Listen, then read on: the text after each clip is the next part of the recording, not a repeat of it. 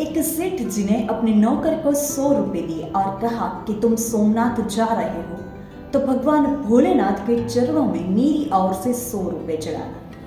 नौकर ने पैदल यात्रा की प्रारंभ की और रास्ते में देखा तो कई सारे संत जन भक्तजन भगवान भोलेनाथ का जय जयकार करते हुए जा रहे थे। उनमें से कुछ संतों के चेहरे को देख के लगा कि उसने काफी दिनों से भोजन नहीं किया।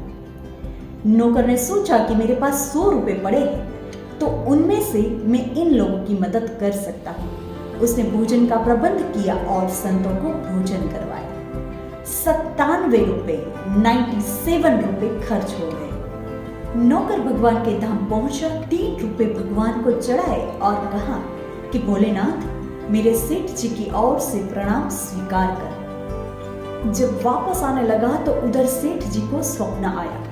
स्वप्न में भगवान भोलेनाथ आए, उसे दर्शन दिए और कहा कि सेठ तुम्हारे 97 रुपए मेरे पास आ गए हैं, तुम पर मेरी कृपा हमेशा रहेगी। स्वप्न के बाद सेठ जी की आंखें अचानक से खुल गई और वो सोचने लगे कि मेरा नौकर बड़ा ईमानदार है, पर बाकी के 3 रुपए उसने कहाँ खर्च किए।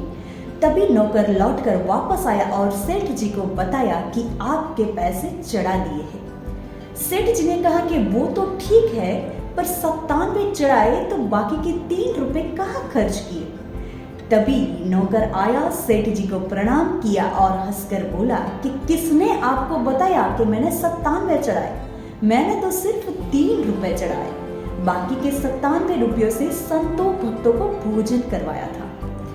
तब सेठ जी ने कहा कि बेटा यही 97 रुपए भगवान ने स्वीकार की, बाकी के 3 रुपयों का तो कोई मोल नहीं। सो जिंदगी में अगर आप मानव सेवा करते हैं, दूसरों की मदद करते हैं, तो भगवान की पूजा अपने आप हो जाती है।